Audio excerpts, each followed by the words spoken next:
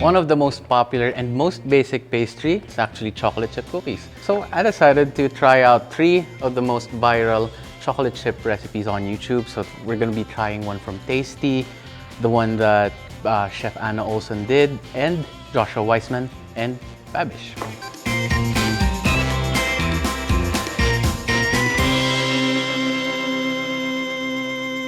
Chocolate chip cookies is the type of pastry that it's very simple, you can even do it with your kids. But just like any other recipe in the world, there's always that secret ingredient or that golden ratio. How much brown sugar versus white sugar, blah, blah, blah.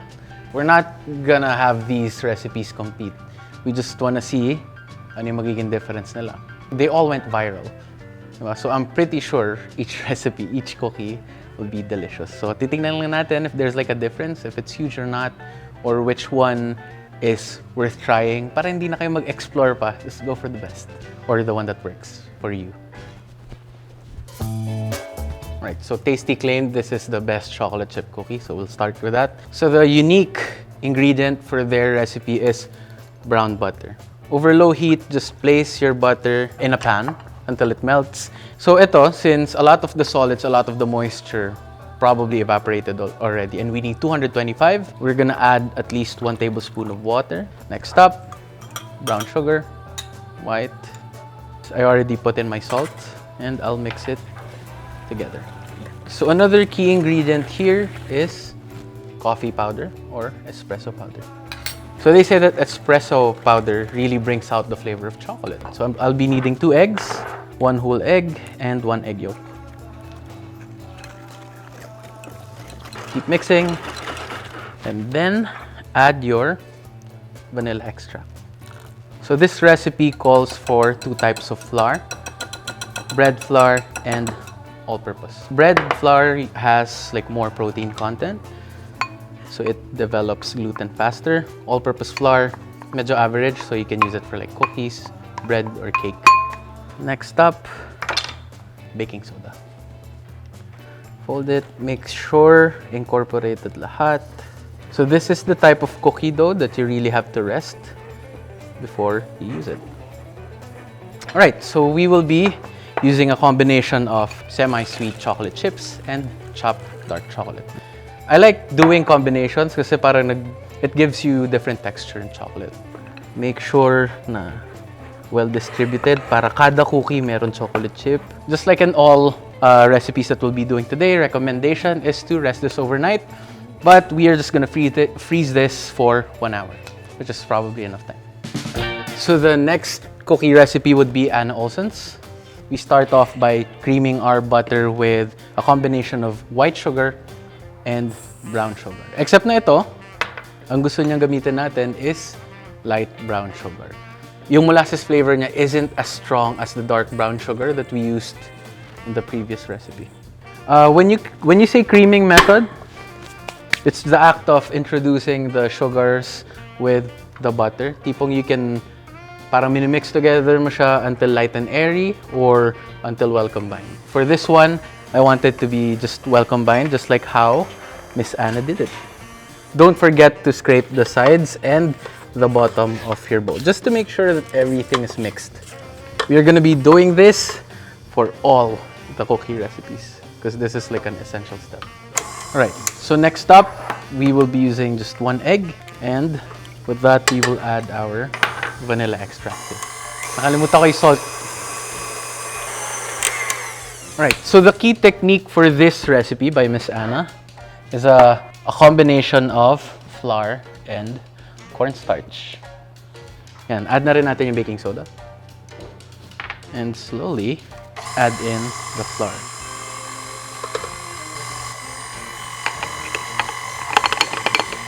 So when it comes to chocolate chip cookies or cookies, ayaw natin masyado ma-work yung gluten.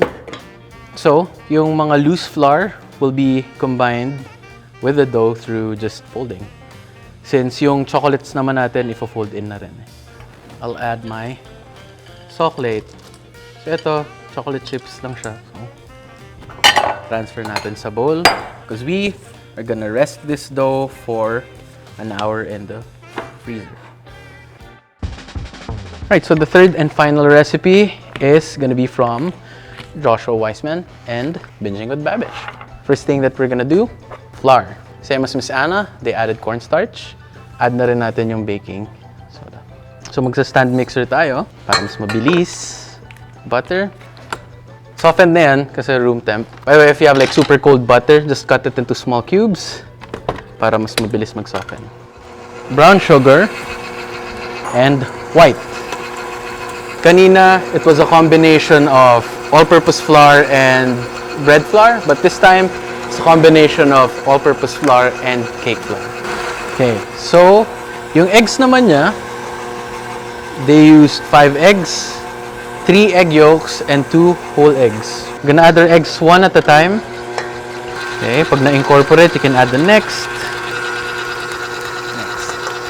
Right. So, again, just scrape the sides, bottom.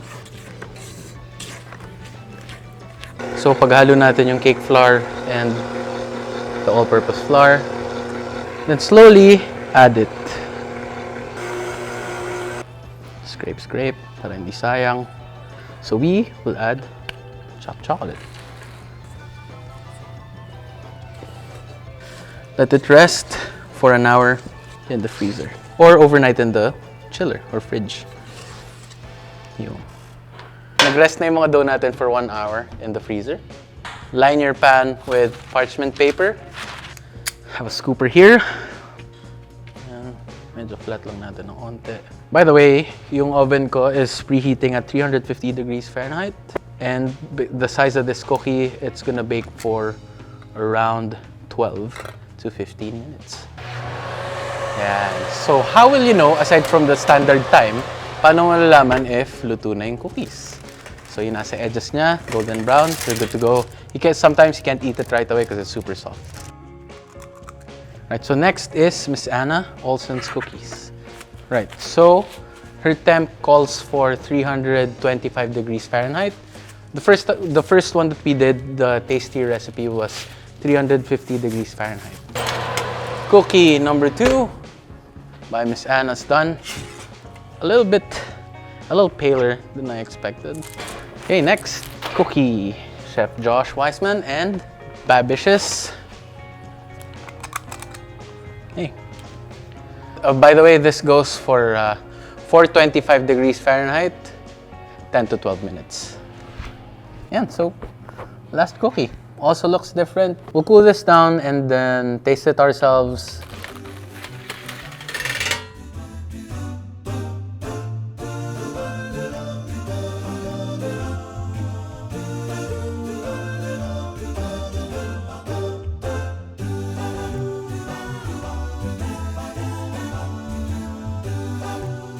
So all 3 are done. This one is by Tasty, Miss Anna Olson, Joshua Weissman. So dito tayo sa pinakauna. So you'd think you'll taste the coffee, but no. It really just enhances the flavor. And iba rin yung cookie na makukuha mo when you brown your butter. It's really different. And I really recommend that you guys try it for other pastries too. This one is like the more familiar cookie. Siguro yung mga the ones that we see sa cafes. Good. Crispy outside, chewy on the inside. By Papa Joshua.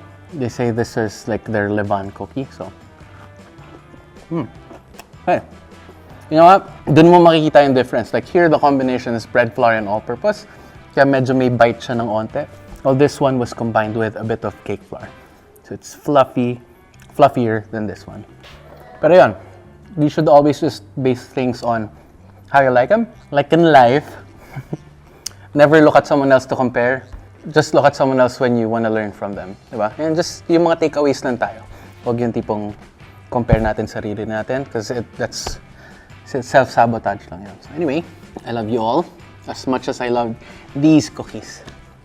Till next time.